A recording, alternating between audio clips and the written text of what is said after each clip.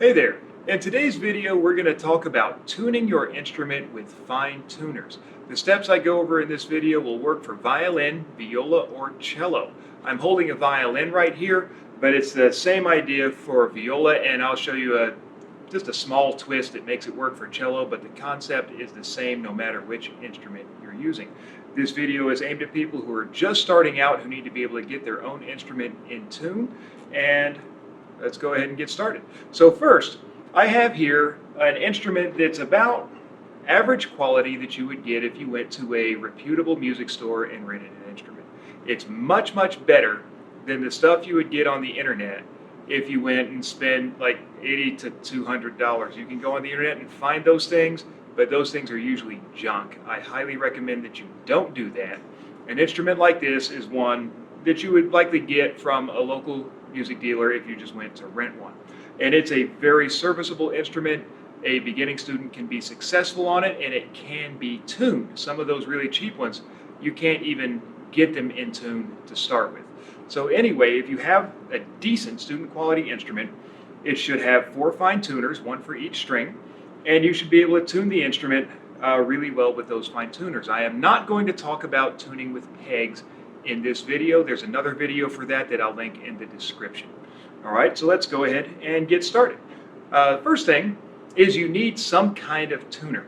I have my computer open over here, and I have it open to a website called Tuner.ninja, which is a great online tuner.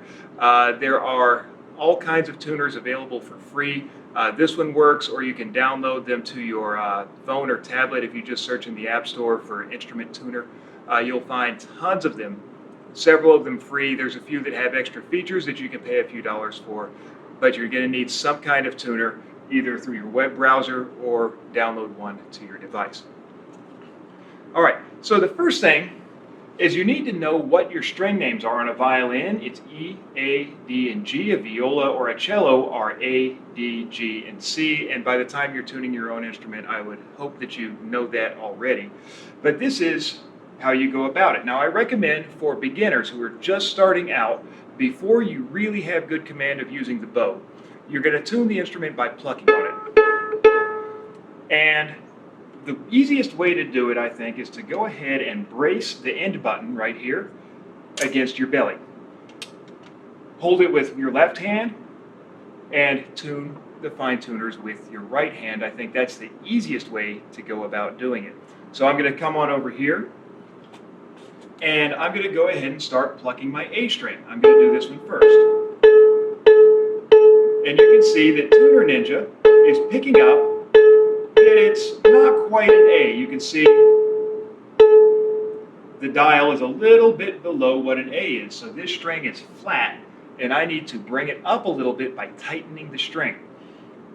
Just like tightening a screw, righty-tighty brings the pitch up. It's going to tighten the string and make it go up. So I'm going to turn my fine tuner clockwise to bring the pitch up, or if I needed to bring it down, I would turn it counterclockwise to go the other way. So what I'm going to do is I'm going to keep making sound. That's really important while I turn the fine tuner clockwise until it matches.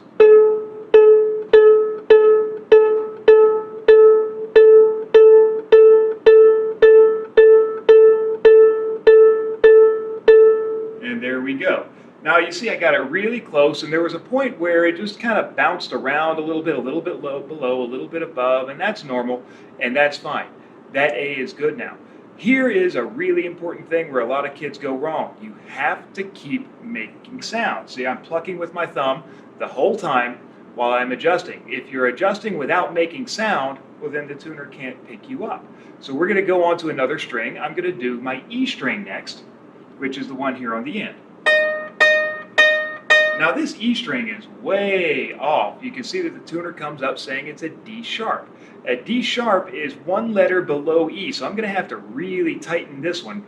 Please notice that I'm always making sound while I tighten the fine tuner.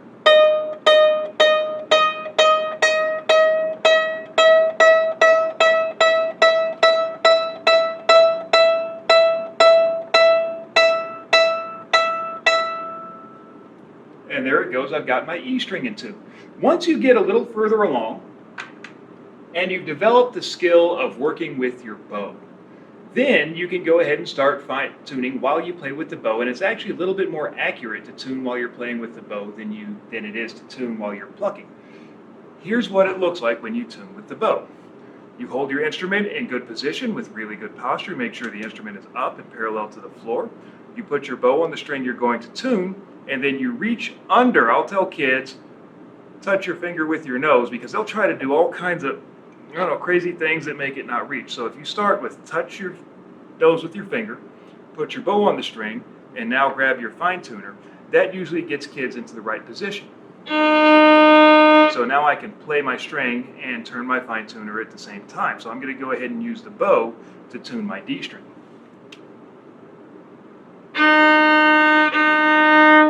Now this one is a D sharp, which is higher than a D string, so I'm going to loosen this fine tuner to bring it down to a D.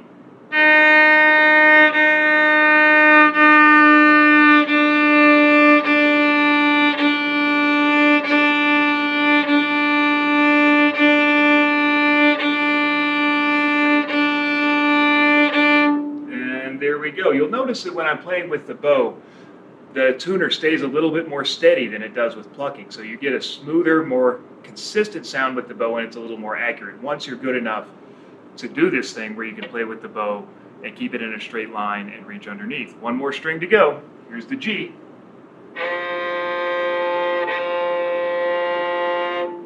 All right, so this one is way down at an F. Since an F is lower in the alphabet than G, I've got to bring this up through F sharp and all the way to G. I'm going to have to turn this fine tuner a long way.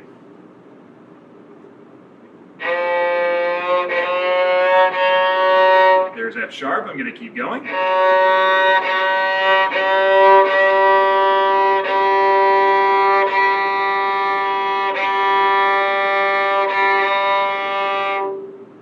And now I've got my G, and I have my violin in tune. You do it the same way for a viola. The one thing that's a little bit different about a cello is that when you are going to tune the cello pizzicato, I like to have my students turn it so that the cello is facing them. That way they can pluck and reach down and turn the fine tuners at the same time. It's similar to bracing it on your belly here. Cellos work really well to put them in front of you here. When you tune the cello fine tuner with the bow, and I'm sorry I don't have a cello handy to show you this, you know what? Let me go get a cello. I think I can grab a cello and show you this with a cello because it is a little bit weird, so I'll be right back.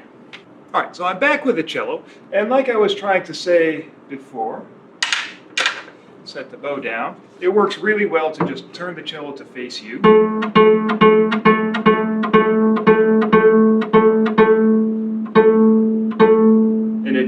Plucking, you can do it like that, and it works great. If you are going to be tuning your cello with the bow, this gets a little bit different because it's really hard to reach. If you can reach it like this, you can go ahead and do that, but most kids can't. What you're going to need to do is you're going to have to bring your hand behind the neck, maybe touch your chest, and then bring it through and over. And now I can adjust my fine tuner.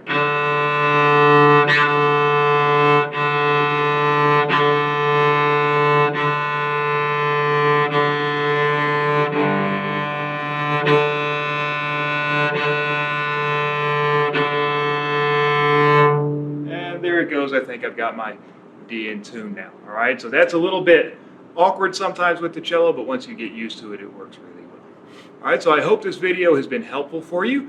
And if you get to the point where if your fine tuner gets all the way in or all the way out, then check out my video on tuning the pegs, all right? If this video has been helpful for you, please do me a favor, like the video and subscribe to my channel. Thank you.